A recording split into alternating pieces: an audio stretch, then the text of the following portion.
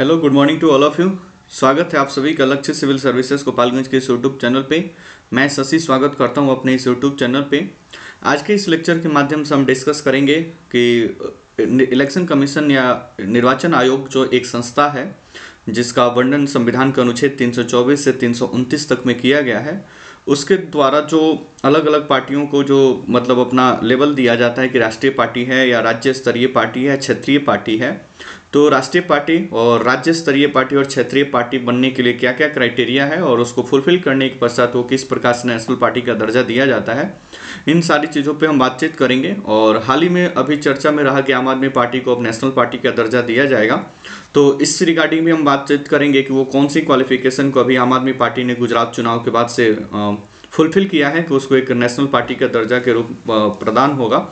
ठीक है, तो इसको हम थोड़ा सा देखेंगे और फिर कभी आगे के लेक्चर में हम ये भी समझेंगे कि नेशनल पार्टी बनने के क्या क्या फ़ायदे होते हैं।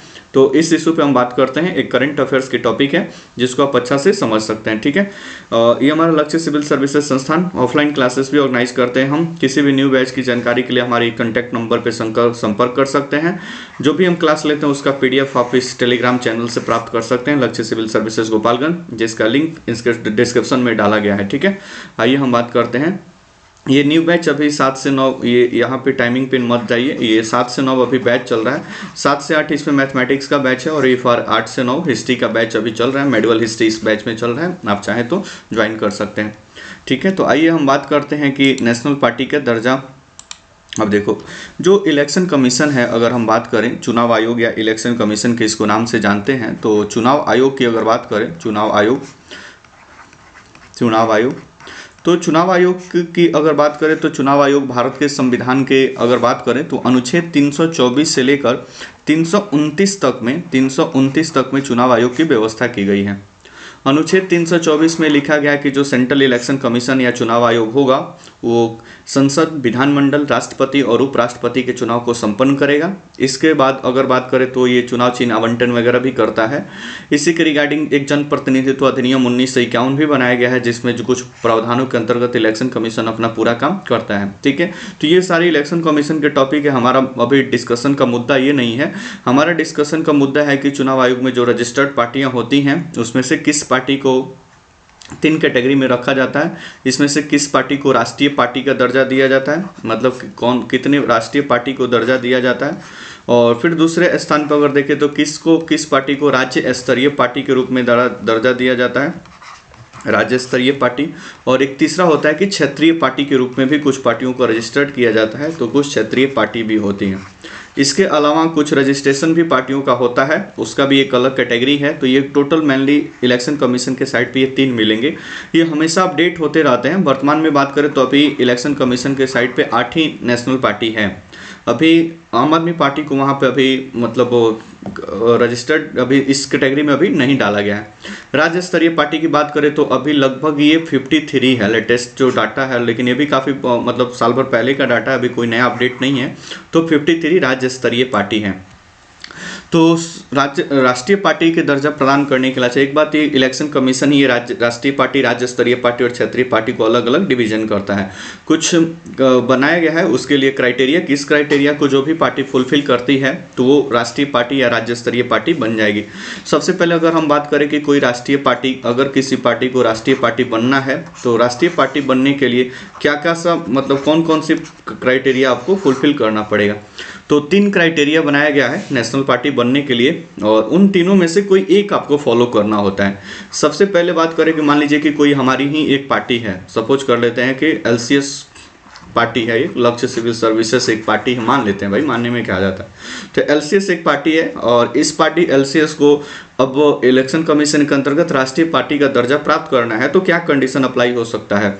तो पहला कंडीशन है कि राष्ट्रीय पार्टी का दर्जा हमको दिया जाएगा अगर लोकसभा के टोटल डाले गए सीट का 2% सीट हम क्या कर लें, जीत लें।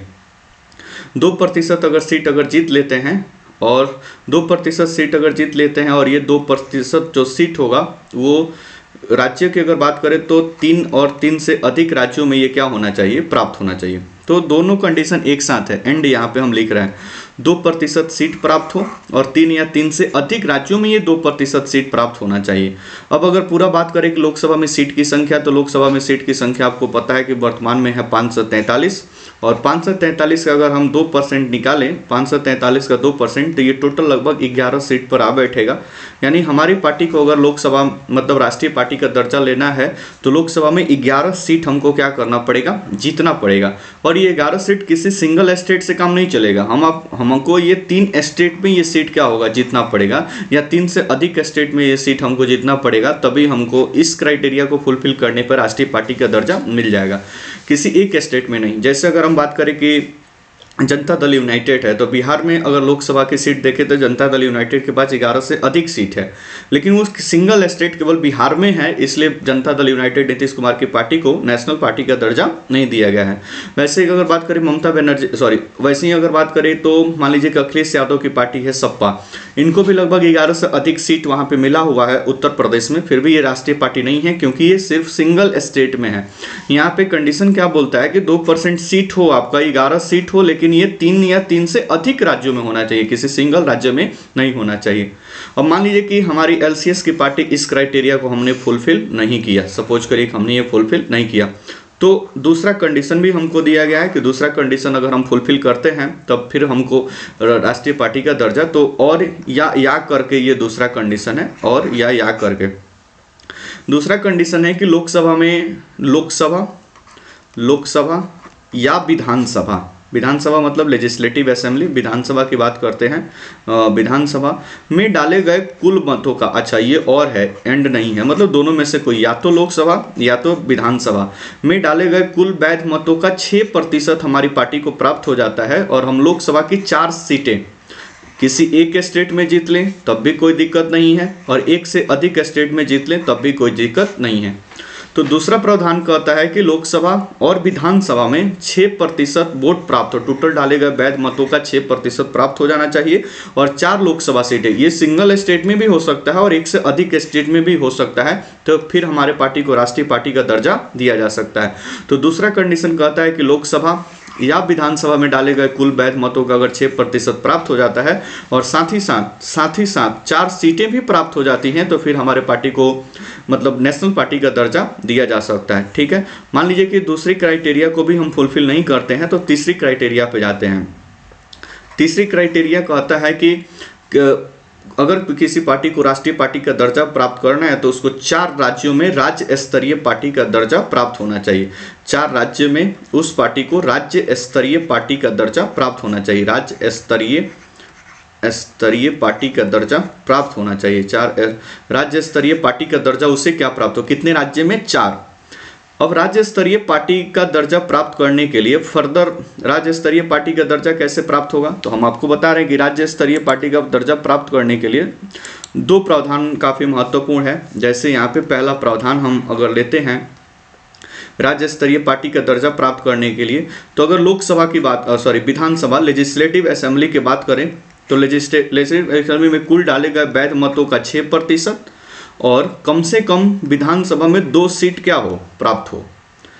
कुल डाले गए विधानसभा वोट का 6% और टोटल सीट का कितना, 2 सीट अगर प्राप्त होता है तो किसी भी पार्टी को राज्य स्तरीय पार्टी का दर्जा दे दिया जाएगा। तो मान लीजिए कि हमारी एलसीएस जो पार्टी है, ये जो एलसीएस पार्टी है, वो एलसीएस पार्टी हम बिहार विधानसभा का चुनाव लड़ते हैं। बिहार विधानसभा में टोटल डाले गए वैध मतों का अगर 6% हमको प्राप्त हो जाता है हमारी पार्टी को, और साथ ही साथ हम कुचायकोट विधानसभा क्षेत्र और गोपालगंज विधानसभा क्षेत्र को भी जीत लेते हैं, तो हमारी पार्टी को 2 सीट मिल गया।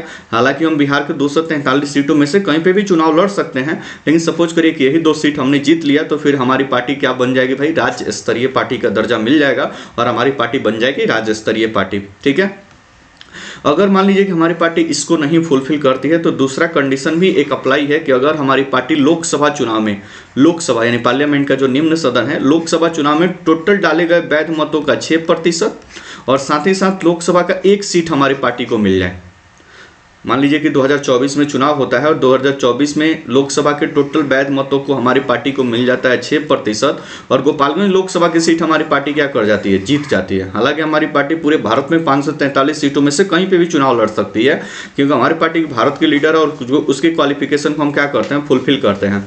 तो ये 2 कंडीशन के आधार पर सामान्यतः राज्य स्तरीय पार्टी का दर्जा दिया जाएगा। पहला है कि लोकसभा में टोटल डाले गए वैध मतों का 6% और न्यूनतम 2 सीट। और उसके बाद से है कि लोकसभा में टोटल डाले गए वैध मतों का 6% और कितना सीट, 1 सीट प्राप्त होना चाहिए। अब इसमें से जो आम आदमी पार्टी है, जिसको मतलब जो ये दर्जा देने की बात चल रही है, इस वाले कंडीशन को राज्य स्तरीय 4 राज्यों में राज्य स्तरीय पार्टी बन गई है। ठीक है, तो इसी के आधार पर उसको मतलब नेशनल पार्टी का दर्जा देने का प्रावधान है कि आम आदमी पार्टी, ये तीसरा कंडीशन है कि 4 राज्यों में राज्य स्तरीय पार्टी होना चाहिए। तो ये 4 राज्यों में राज्य स्तरीय पार्टी बन गई है। जैसे इसका शुरुआत हुआ दिल्ली से।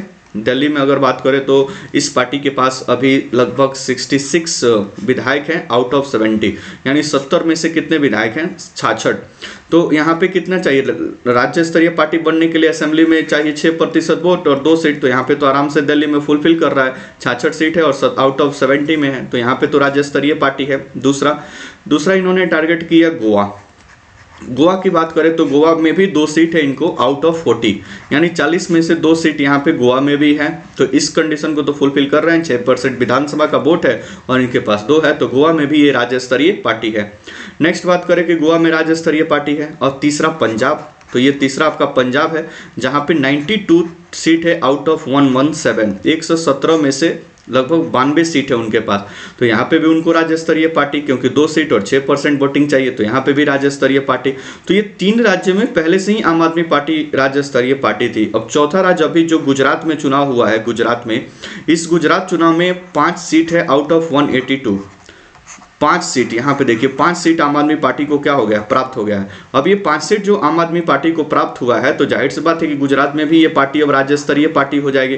तो इस प्रकार से दिल्ली, गोवा, पंजाब और गुजरात में ये चारों राज्यों में चूंकि ये पार्टी अब राज्य स्तरीय पार्टी बन जाएगी, और राज्य स्तरीय पार्टी बन जाएगी तो इस तीसरे कंडीशन को अभी आम आदमी पार्टी फुलफिल कर रही है, और इस कंडीशन पे फिर उसको भारत की राष्ट्रीय पार्टी का दर्जा दे दिया जाएगा। तब यहाँ पे राष्ट्रीय पार्टी की संख्या 8 से बढ़कर 8 पहले से थी और 1 बढ़ जाएगा, तो इसमें टोटल राष्ट्रीय पार्टी की संख्या अब कितनी हो जाएगी भाई, 9।